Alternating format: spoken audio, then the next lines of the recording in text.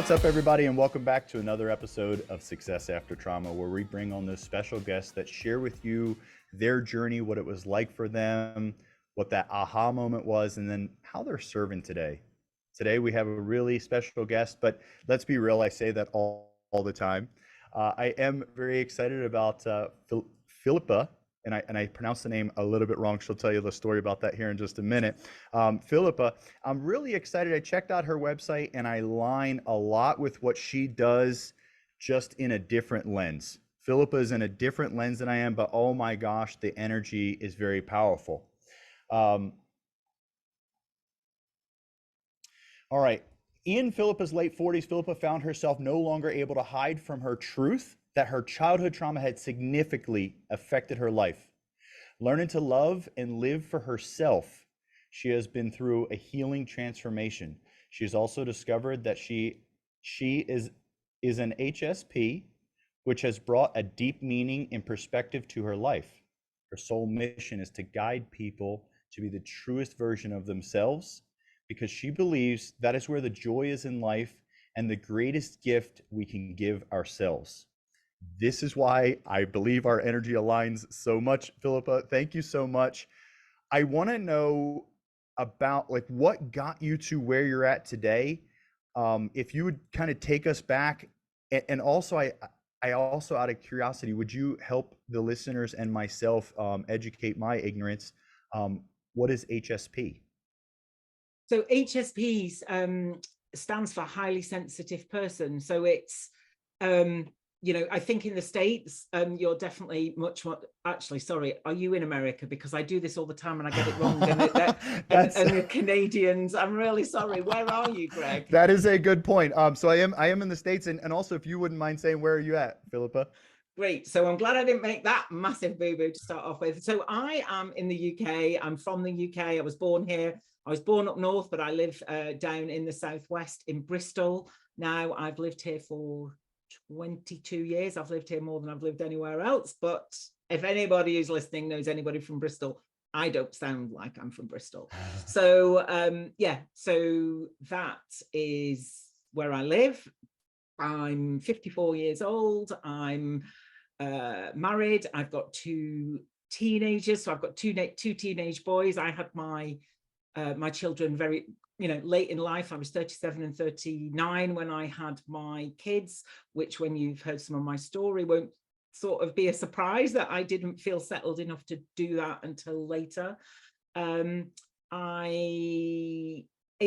stands for highly sensitive person, which is some people know it's high sensitivity, or high sensory intelligence, or sensory processing sensitivity. But it's all about taking much more data in. We all take data in, but highly sensitive people take a lot more in, process it much deeper. So as a result, we have a slightly different sort of way of being, maybe, or slightly different experience, and that puts a lot of my past into context. Anything I'm going to tell you today is with a big bag of hindsight, because I know a lot now and I can put a lot of it in perspective, but at the time I was going through these things, I just didn't know anything at all. And that, Philippa, that's I thank you for sharing that. Thank you for being vulnerable. That's the power in you sharing your story today. I know myself and everyone listening, there was a chapter where there was no lights, and your willingness and vulnerability to come on today and share your story, you're turning some lights on for people, and thank you so much. Oh, well, and that's why I like to share my story, because I think if I'd heard my story or something similar when I was younger, and I'm 54, so there's a lot of years that I could have listened to a story like that, I think it would have sent some light bulbs going for me. I might not have done anything about it because I'm not sure I was ready, but I think I would have been better equipped, because I had spent my entire life, really, and I'm starting really young, burying my emotions and trying to turn my intuition off because everybody told me the things I felt were wrong. No, that's wrong, you know, typical gaslighting. And Mm-hmm. I, you know, grew up feeling like I didn't have a part in my family. Nobody really wanted me. And second best to my mum's drinking problem. And I mean, I'm glossing over these things. I will tell you more. But Mm-hmm. you know, I grew up really trying to fit in, trying to somehow feel like I could sort of do life, but inside I felt like I couldn't, and I felt pretty broken, really, and you know, not good enough. So yeah, I spent a lot of time trying to keep that down, trying to keep going, head down, keep going. You know, I used to have this sort of ticker tape going through my head that had on it, you know, there must be more to life than this. There must be more to life than this. And eventually I did find out there was more to life than what I had been experiencing. And I'd love to say I had this moment of enlightenment and awakening and aha, everything was fine. But that's not quite what happened. It didn't happen that way. It doesn't normally, does it? So 6 years ago, I lost a lot of the sight in my right eye. I mean, I've had issues with my eyes for years, but they've always been okay. And I lost a lot of the sight, and the doctors couldn't tell me why to start off with. They couldn't tell me if they could stop it. They also couldn't be sure that it wasn't going to happen in the other eye. And it was really scary, really. And, you know, when I looked through my right eye and looked directly at my children, I couldn't see their faces. Their faces had just disappeared. And it was like, oh, you know, it was heartbreaking. It really was. And after a particularly frustrating trip to the clinic where they were supposed to be giving me some answers, and it turned out they still didn't have any answers, I was saying this to someone the other day, and it hadn't really occurred to me. You know, we talk a lot about the crying on the bathroom floor sort of scenario. Well, I was crying on my son's bedroom, lying on the bedroom floor, sort of crying, thinking, what am I going to do? What is going to happen? Because I had realized in those about 3 weeks had happened, 3 weeks had passed between me realizing something was wrong with my eye and this moment. I realized that I had built my life and my feeling around it's okay to be here and people are going to want me. I'd built that around doing things for people. You know, I was, you know, I was, you know, meeting other people's needs before they even knew that it was their need. You know, I was just doing everything for everybody, partly because that was my survival pattern from childhood that I definitely brought into my adulthood and ramped up massively. Well, and I have to suggest, if I can, I'm projecting here, but also you're even though you tried to keep it quiet, you know, the reason why you knew that it was a need for them that they didn't even know was your intuition as well. Yes. Which is Which I know powerful. now. Yeah, which I know now. And that's a big part of how HSP plays out for me. Yeah. But I didn't know that at the time. I just thought that's, you know, everybody could do that. Right. Everybody could know what all these people's needs were. But I kind of took it, you know, it was my immediate family, it was my extended family, it was people at work, it was friends. You know, you know, oh, if you want something done, ask Philippa, she'll come and help you. And I'm not saying that was false. It wasn't false, but it was very much to meet a need that was lacking in me. I needed to feel needed. I needed to feel wanted, because I think that's how I experience love. I think I thought that is what love was, to be wanted and needed. So in order, you know, so I had to be that person, that go-to person.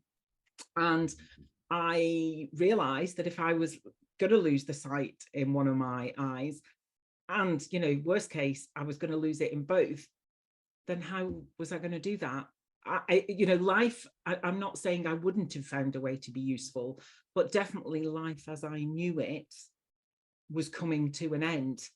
And it was actually, but I didn't know quite how it was going to pan out. But yeah, it was coming to an end, and it was really scary. And I was angry, and I'd never really allowed myself to be angry, but I was angry. And I said to my husband this day that I was, after I'd stopped crying on the bedroom floor, I said, you know, I'm so awful to live with at the minute. I know I am, and I can't see how that's going to change. And I absolutely do not want to screw our kids up, because I wanted so different for them than I'd had.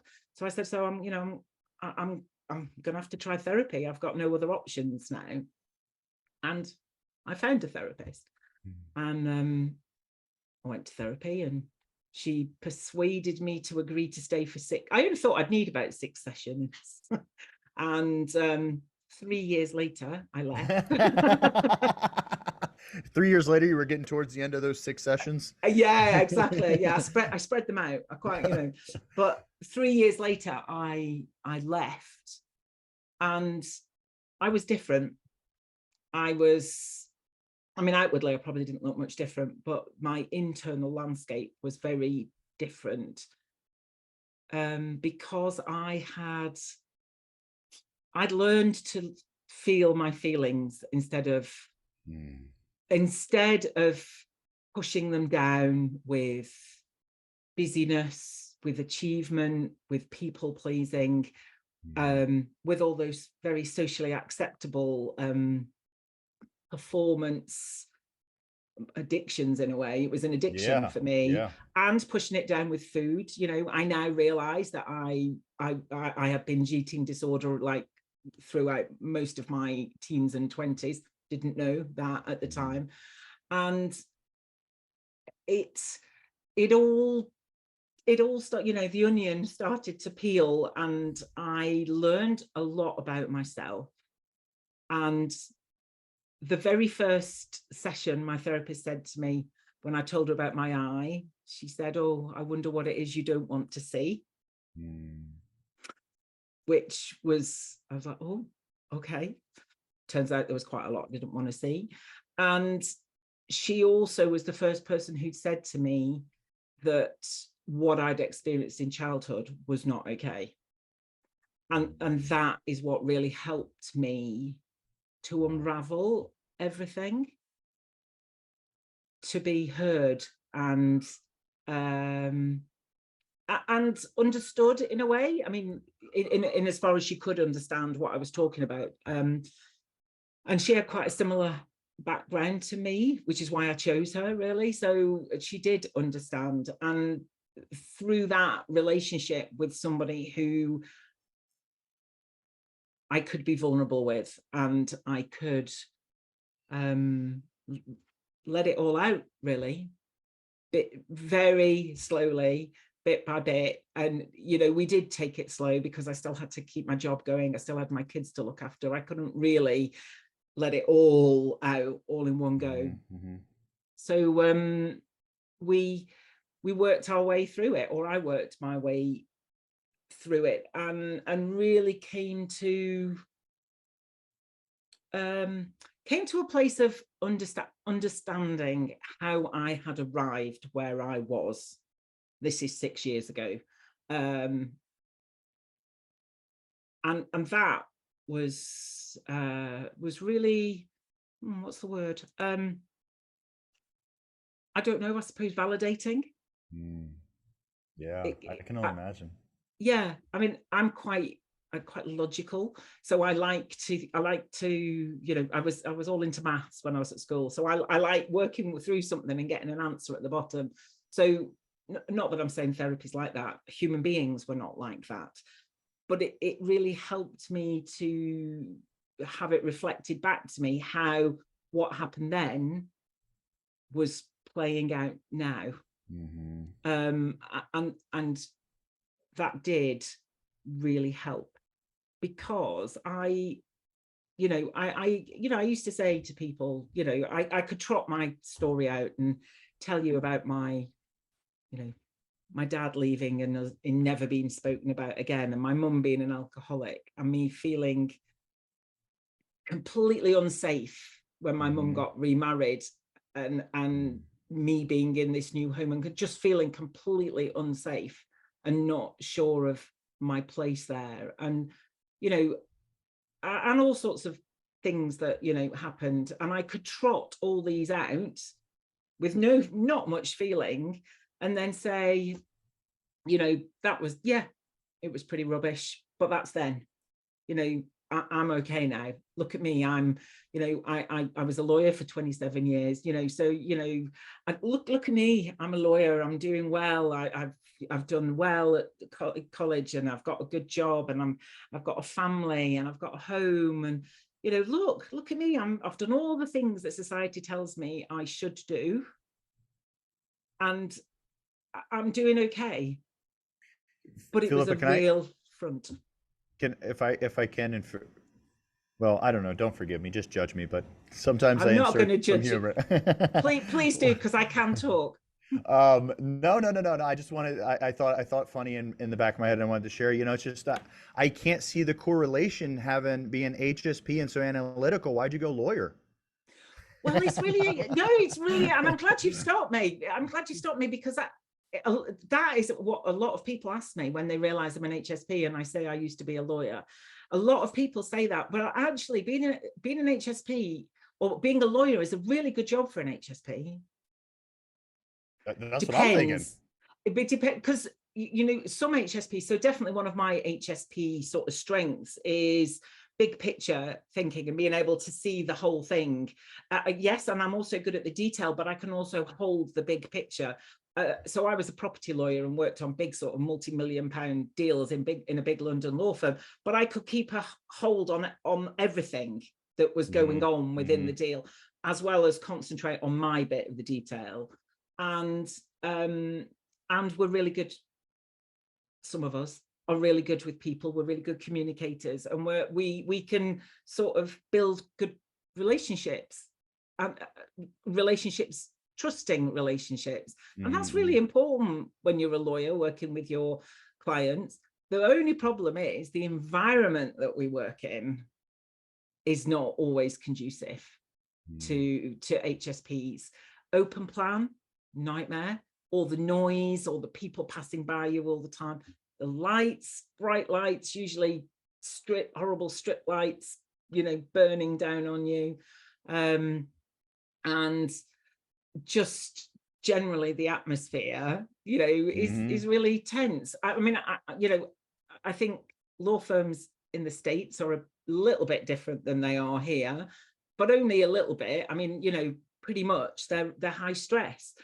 And I think being a lawyer wasn't the wrong choice, but maybe going into the big corporate law firms was perhaps not a good choice for me, because I definitely burned out several times. I can only imagine. But Well, you are right. You're right about, that's weird. You're an HSP and you're a lawyer. You're not the first to say that. Well, no, I was thinking being analytical and such. I was just making I was thinking, like, you know, I figured it would be a good way. I can only imagine going through burnout at some level. You share with us, but at all times your central nervous system was probably firing on overdrive, trying to, like, catch every ball, see everything, be everywhere. I mean, I can only imagine. I mean, yeah. But I was used to it, because that's how I grew up. You know, I grew up in a home where I was constantly vigilant, constantly trying to work out what to do to try and keep, hopefully my mum wouldn't sort of go off on one, and living on the edge of that, you know, trauma response with my heightened nervous system was exactly what I knew. So I went from home, I went to went to do all my exams and stuff at university and law school, and that was really hard work. And then I went straight into a big corporate law firm, and I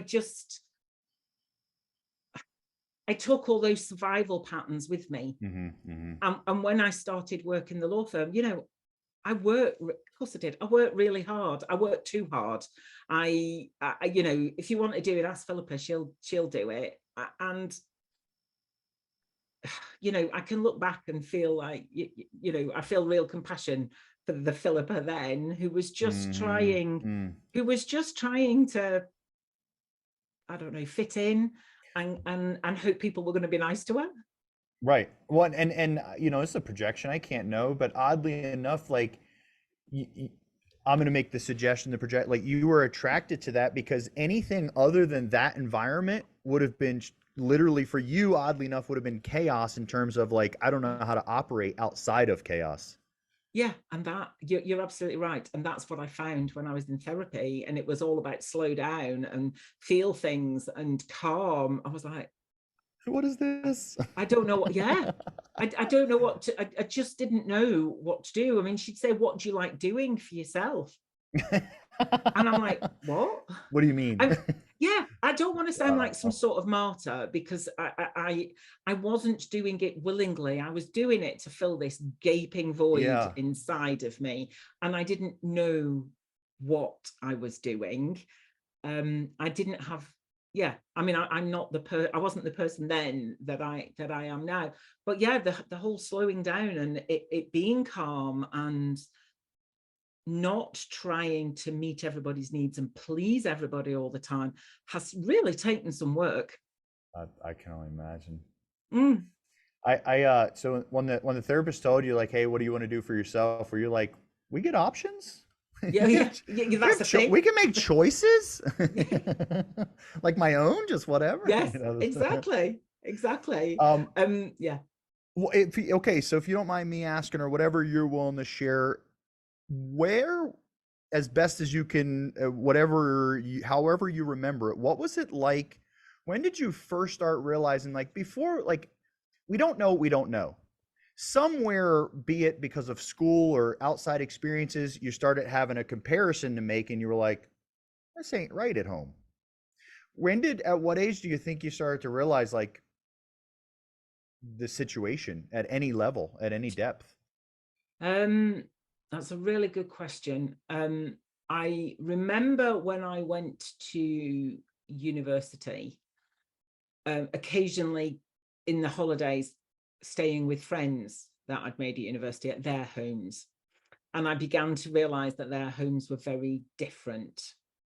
I don't think I could feel that the atmosphere was different, and that, you know, their parents were pleased to see them, and you know, and they were, you know, that there'd be a hug or you know, bye, have a lovely day, love you, or whatever, you know. And it was like, oh, okay. And I think that didn't register then as maybe that's what most people have, and you've experienced this, so there might be some hangover from that for you. It didn't join those dots for me. And I, you know, to be fair, my nervous system was shot to pieces. It wasn't capable. It was busy surviving the entire time. What it did do, I think it did go in, because it's the sort of family environment I'm trying to create now. So I've used the example of how I grew up as an example of how not to do it, and examples that I've seen in other things that I like, that I've seen in other families, that I've tried to bring to my family, I suppose.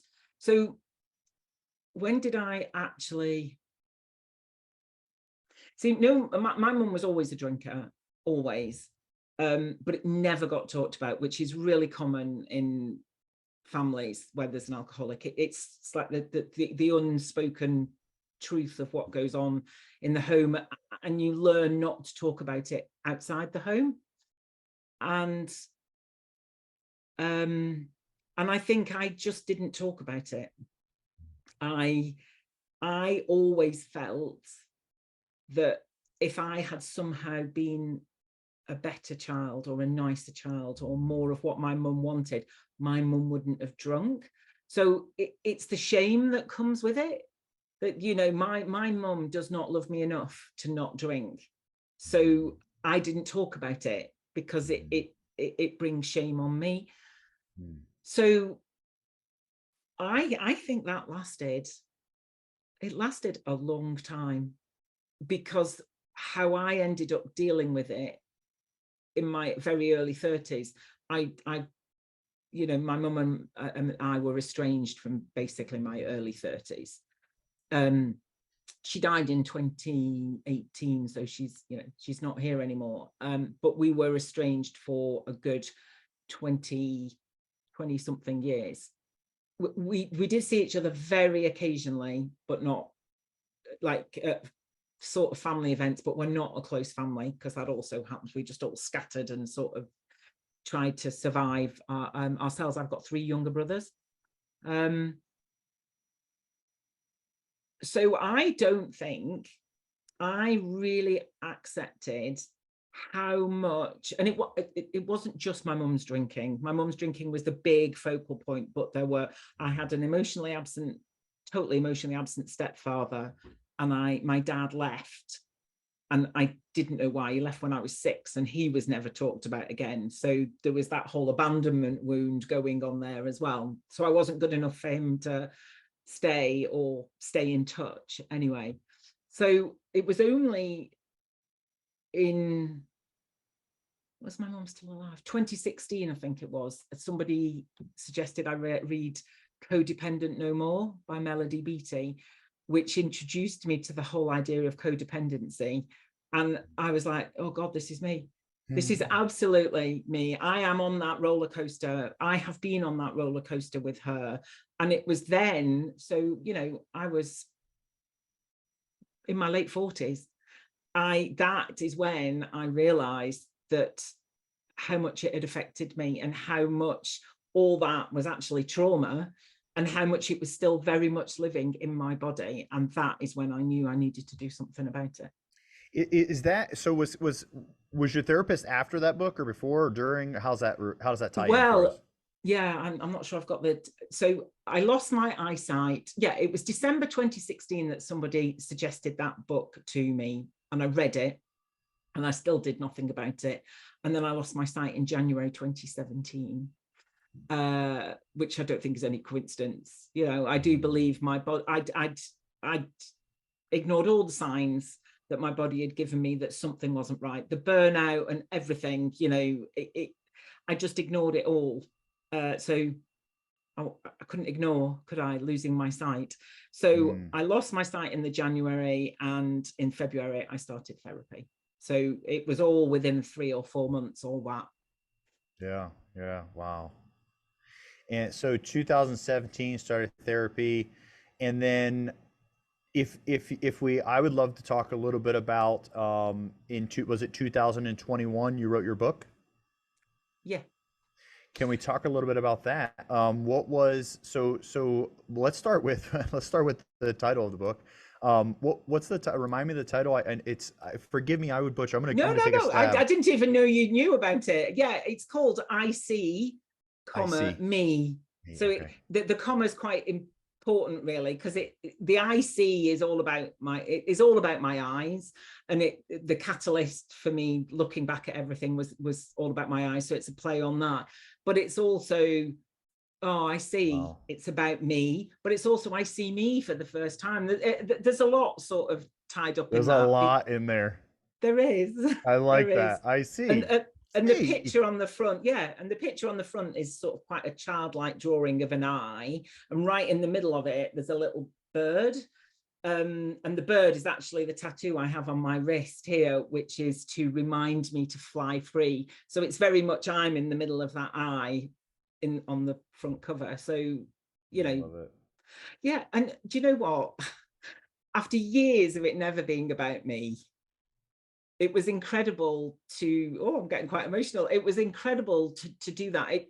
I hired a book coach because I really, really wanted to write the book, but I just didn't know, I was really struggling to do it on my own.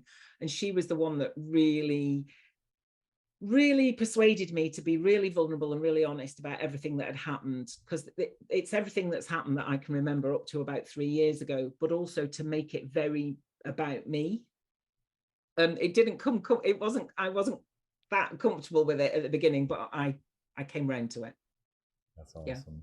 Yeah. So tell me a little bit about, by the time you hired a book coach, you were committed. You were like, this thing's going to happen. Yeah. What was like, can you tell a little bit, what do you remember, like the inception of like, I gotta write a book. What was that? Yeah. So I've wanted to write a book for years. I've started writing a book several times, and it's always been about a lawyer working in a London law firm. So I've always wanted, I think my story has been dying to get out one way or another. Somebody did ask me why didn't I fictionalize it. I think I didn't fictionalize it. It's very much a memoir because it had to be about me. It was, I wrote the book for me, and it was the most amazing thing I've ever done. I left therapy in January 2020, so I literally did three years to almost the day, and I just turned 50, and then the pandemic was almost on us almost instantly. And I just thought, right, okay, both me and my husband lost all our work overnight because we were both self-employed, and they just, and I just thought, right, okay, I'm just going to take this opportunity to write my book. And when I left therapy, though, I'd said to my therapist, I said, I'm going to write all this down, because I figured that if I didn't know everything that I've needed to learn during these last 3 years, there are probably a lot of other people generally who haven't known any of this. Because when I lost the sight in my eye and I went to therapy, I had no idea at all how much my behavior was driven by the past, and I had no idea I could heal from it. Yeah, so that is so I powerful. Yeah, and I'm so glad I did. And I love that you're sharing it. It's to say I have this belief. I think at some level we scientifically kind of figured it out, but maybe, I don't know, I don't know. All that we are in any moment is only what we've learned to be. Yeah. Yeah. And then, and when we really, we hear the, and obviously you've taken the journey. For everyone out there listening, depending on where you're at on the journey, some of you, everyone's somewhere on the journey. So some of the listeners are like, you know what it is to be heard, to be seen, or to listen to other people, to see other people. And for those of you that haven't had the experience yet, keep going. There is how we, speaking to everyone listening, how we experience our reality, one, requires us, and two, is insanely more unique to us than we ever give credit. Yes. Yeah, go ahead. What do you got on that? Yeah, which, when you think about the amount of time that we spend comparing ourselves to other people, and it makes a nonsense of it, doesn't it? In a way, I'm not saying we are nonsense, and everywhere there is something. You only have to look at your phone to start comparing yourself. If you're having a bad day and you want to compare yourself to somebody, you have it right in the palm of your hand. And oh, that's good. What you said is really important. We are very unique. We are, nobody else is like us. Maybe if we've got an identical twin, but nobody is like us. Nobody's had the same experience as us. We are truly unique, which is what is so bloody wonderful about people, that we are all unique. And we tend to spend a lot of our time comparing ourselves to other people and wanting to be something that we're not. And that's what I mean when I talk about be the truest version of ourselves. Can we work out who we are and really embrace who that is? And that's the sort of journey I've been through at working out, because I left therapy, and like, right, that's great. I felt a massive weight off my shoulders. Not that you're ever done, but I felt completely different. And I felt like, right, okay, I feel like I can do this differently now. But I was just left with this big question mark, but who am I? Now I'm not weighed down by all this trauma. Who actually am I? And that was kind of the next 3 years, really, that brings us to sort of where we are now. And part of that was discovering that I'm highly sensitive, and the strengths and the gifts I believe that brings me, and just really realizing, I'm all right. I'm good enough exactly as I am. And I don't have to people please. I don't have to run around trying to get everybody to like me and love me. And, don't get me wrong, I'm not saying I don't care. I do want people to like me. But if people don't, then I'm not going to beat myself up for it. And we got it. We gotta let them. We gotta let them. With 8 billion Yeah, people on this planet, like it's exactly. yeah. I really like what other people think of us is none of our business. None of our business. I love that one. Yeah. Yeah. Literally, yeah. And yeah. I want to share something and then gather your feed. I'd love to hear your thoughts on. So you talked about like who are we, and Yeah. I'm in the midst of that journey. I would say probably about 2.5 to 3 years ago, I had my first big awakening, if you will. That's what I'll use the label as. Yeah. And then you're left with, oh well, then who am I? Yeah. Yeah. Yeah. And in the last 3 years, I've meditating has been very, very powerful for me. And I'm not certified. I've never studied. I just started doing, and I felt connected to it, and it's really helped me just incredibly connect with myself and love myself and feel myself in the last 3 years. And what I've quantified so far, I'm going to share, and then I would love to hear some feedback on your side. What I've quantified so far is in like if someone's asked me like, who are you, Greg? Again, this is what I've quantified so far. The journey will keep going. Yeah. All I can suggest, or all that I figured out so far, is that I am infinite, and anything that I do at any time is just a part of the whole of who I am. And the whole is hard to be expressed in words. That's just what I've quantified so far. I don't know. I'd love to hear kind of what. So you've gone straight Experience. into the spiritual place, haven't you? Which I love. I love that, because it's taken me a little bit longer to get there. But we are, we tend, I agree really with everything you said, but I'm very much trying to work out how that sort of sits with me and how I articulate that, really. Me But too. very much we're not I used, I was a lawyer, I was a mathematician, I used to spend a lot of time in my head. I am rarely in my head now. I am much more in my body, having a lived experience in my body. And that is massively different. I think we can have a tendency to feel like our thoughts are us. And I no longer believe that. We are not our thoughts.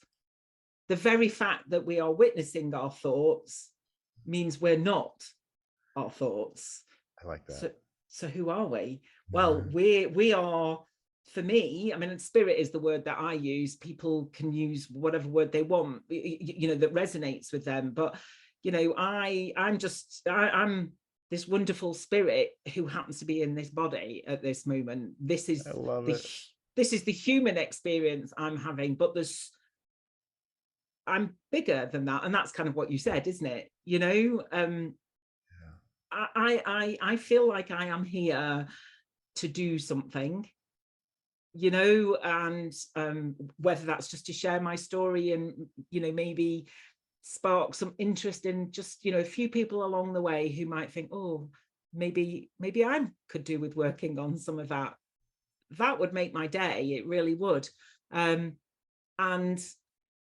yeah, I'm still figuring it out, but I definitely am much more talking about spiritual stuff, but I'm still working out how to language it. Yeah, right, right, and that's funny. Yeah, I love how you said still working out how to language it. Me too. Yeah. Because one, these are my projections, but because all of our words are just sounds that we agreed upon labels of, but the label that I use to say my experience is so unique to me. The label does not translate what I'm actually trying to say. Well, and how, yes, because how can we use these words that we all use to describe what we're experiencing, but also we can't know that the people who are hearing those words are connecting with the words in the way that we're connecting with them. And, which brings us back to communication as well. Communication is key in our relationships, uh, and, we're finding it hard to work out how to communicate how we are feeling about these things. But I feel it's really important. This is definitely the stage I'm at in my life. Mm-hmm. Yeah. And everyone listening to, I'm gonna make some suggestions for those that are wherever we're at early on the spiritual journey, and I'd like to think that I'm early on it. Um, for those that, for anyone out there that gets to hear this and says like, well, they just said a whole bunch of nothing and said they didn't know how to say it. The spiritual journey you feel, the spiritual journey you feel, we're searching for labels to express what we felt. But this spiritual journey is a beautiful thing in that you feel it. It's in your heart space. It's in your Yeah. body, and and you trust and you have faith, and yeah, it's a beautiful place and a beautiful journey. Well, let me It ask you is. this, Phil. Oh, go ahead. Go ahead. I was just going to say, maybe there aren't words. I Maybe love it. it's a feeling, and you kind of, when sort of thing. Not that that makes us better because we know and other people don't. I just think, and I don't think everybody gets to that place either, because not everybody wants to, not everybody Bingo. thinks it's important, not everybody wants to do the work it takes to get there.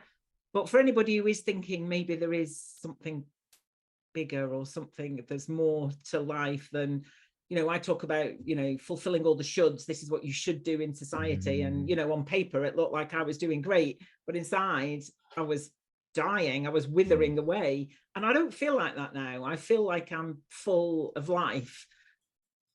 That's And that's awesome. just by being here.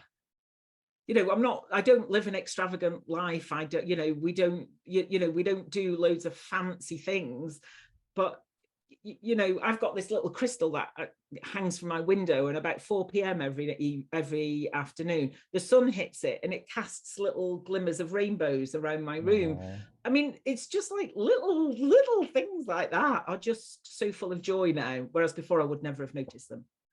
Like we're so I love that you brought up the rainbow and being in body and being present. It's a great opportunity to kind of highlight this for people. Me being present in my body, I share a similar journey, completely different in the sense that I had to get into my body. Yeah. um and when you talk about the seeing the rainbow, we take for granted the fact that a light beam strikes a prism. By the way, all this is energy. Go grab the beam and hand it to me. Yeah. And then cast an entire every color known to man in your room, right on your floor. Like, where did that come from? No No. color on that side, color on this side.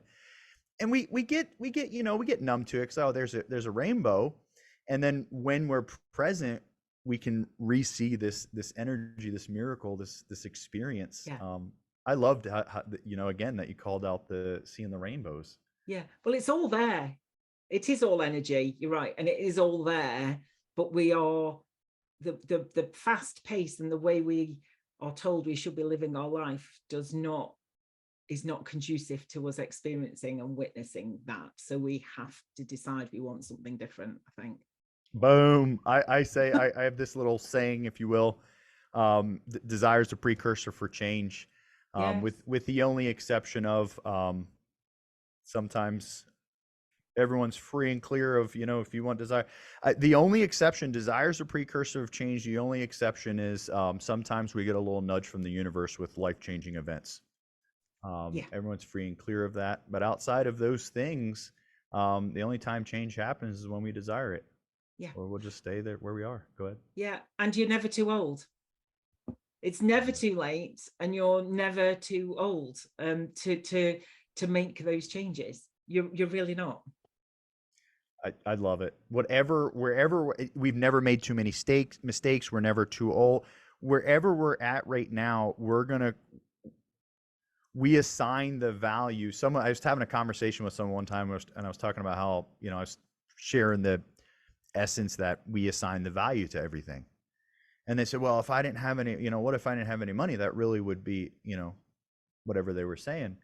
And I said, well, the problem is there's minimalists that don't work off of money. They work off of barter, and they're happier than ever could be. So like, we truly assign the value to everything. And like, we try to get people to buy into our value. We're like, no, but really being broke would be horrible. If you believe it, then I agree. We assign the value to it, and it's never, we always have the opportunity to create ourselves, recreate ourselves. Yeah, you're right. And